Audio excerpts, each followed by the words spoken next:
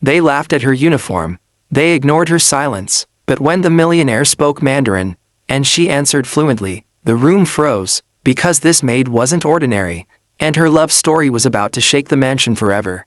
Stay till the end, this story will change how you see love and respect. The language no one expected.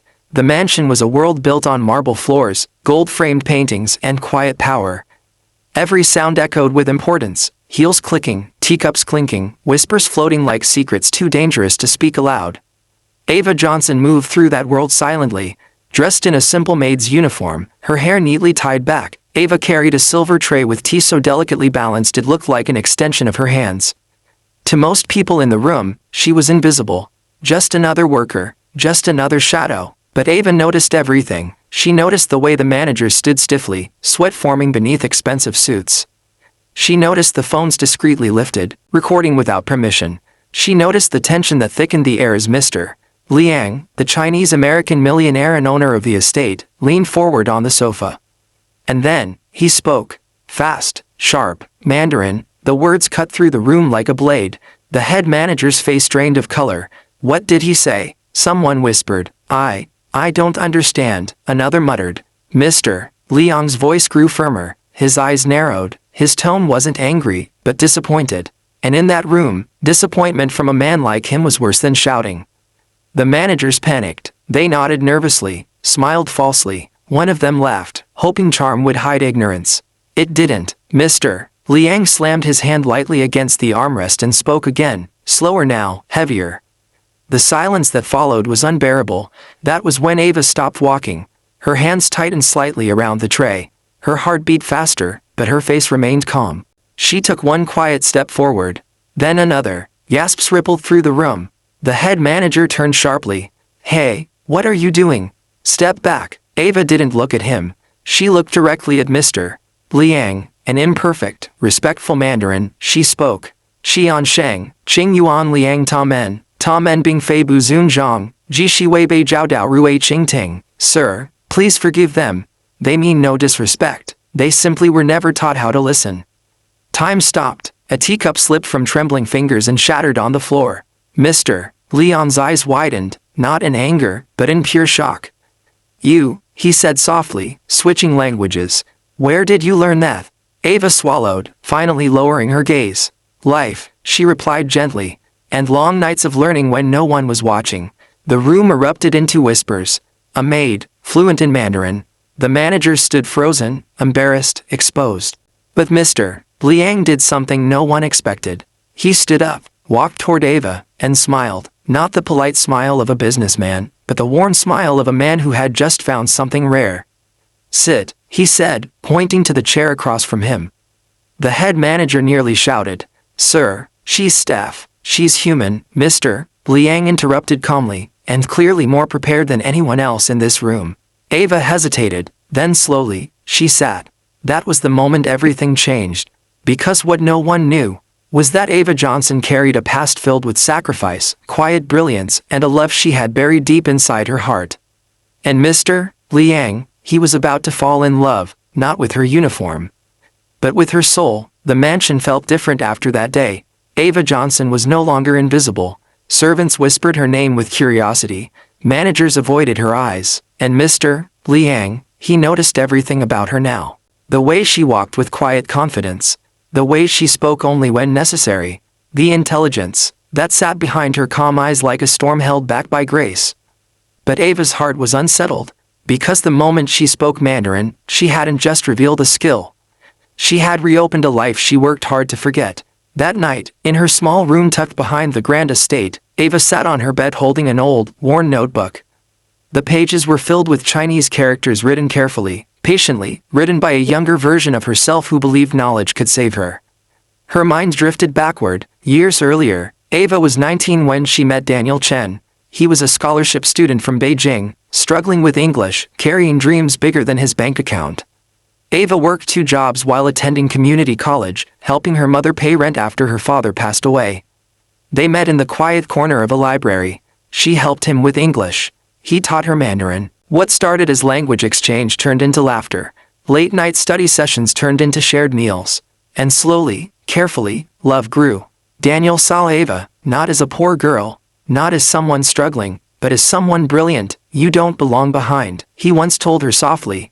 You belong ahead. But life wasn't kind. When Daniel's family demanded he return to China, promising him a future, a business, respect, Ava knew where she stood. She was not part of that future. The goodbye was quiet, no anger, no blame, just tears, and a promise Ava never intended to keep, that she would forget him. Back in the present, Ava closed the notebook, pressing it to her chest. She had buried that love, buried her confidence, buried her voice, and now, it was all resurfacing. The unexpected invitation. The next morning, Ava was summoned, not by a manager, by Mr. Liang himself. She entered the private study, walls lined with books in multiple languages, sunlight filtering through tall windows. Mr. Liang stood near the shelf, holding her notebook. Her breath caught. I found this in the lounge, he said gently. I hope I didn't overstep. Ava nodded nervously. It's old, it's beautiful, he replied. Your handwriting, your discipline, your patience. She looked down. Why did you hide this? He asked. Ava hesitated, then spoke quietly. Because people don't listen to maids. Silence fell between them. Mr. Liang stepped closer, not invading, just present. I grew up being underestimated too, he said. People see labels before souls. Their eyes met, and in that moment, something unspoken passed between them. Respect, understanding, connection, the spark they tried to ignore. Days turned into weeks. Mr. Liang began asking Ava to help with translations. Meetings became conversations. Conversations became moments neither wanted to end. They laughed softly over tea, shared stories of childhood struggles, spoke about dreams they never said aloud. But Ava guarded her heart, because she knew this world, a maid and a millionaire, didn't belong in the same story. And yet, one evening, as rain poured against the windows, Mr. Liang said quietly, you know, intelligence is attractive, but humility, that's rare. Ava felt her heart tighten. She smiled faintly. Careful, sir, compliments can confuse people. He smiled back, only if they come without truth. Their hands brushed accidentally, neither pulled away, but both felt it, a connection too strong to ignore, a love too dangerous to name. And somewhere deep inside Ava's heart, the past stirred, because love had already broken her once. And she wasn't sure she could survive it again. When the past knocks again, love doesn't always arrive loudly. Sometimes it waits, until you're almost happy. Ava felt that the morning she walked into the main hall and saw him. Daniel Chen, standing beside one of Mr. Leon's senior business partners. Her breath left her lungs. He looked older, sharper, dressed in confidence and success. But when his eyes met hers, the world tilted, just for a second. He recognized her instantly. Ava, he whispered. The years between them vanished. Daniel asked to speak privately. Ava hesitated, but followed him into the garden, where the roses bloomed without judgment. I never stopped thinking about you, he said. I searched for you. Ava's voice was calm, but her hands trembled. You left. I had no choice, he replied. My family, my future. And I had no safety net, Ava said softly. Just survival. Daniel looked away. I'm engaged now, he added quietly. But when I heard Mandarin in this house, I knew. Ava felt something crack, not love, closure. I'm glad you're doing well, she said honestly. But I'm not the girl you left behind. And for the first time, she meant it. Whispers spread quickly. A maid meeting privately with executives. A maid sitting in discussions. A maid who spoke like a scholar. Some smiled politely, others sharpened their opinions. She's forgetting her place. He's indulging her. This will end badly. Ava heard it all. So did Mr. Liang. One evening, he finally spoke what both had been avoiding. They'll never accept this, he said quietly, standing beside her at the balcony.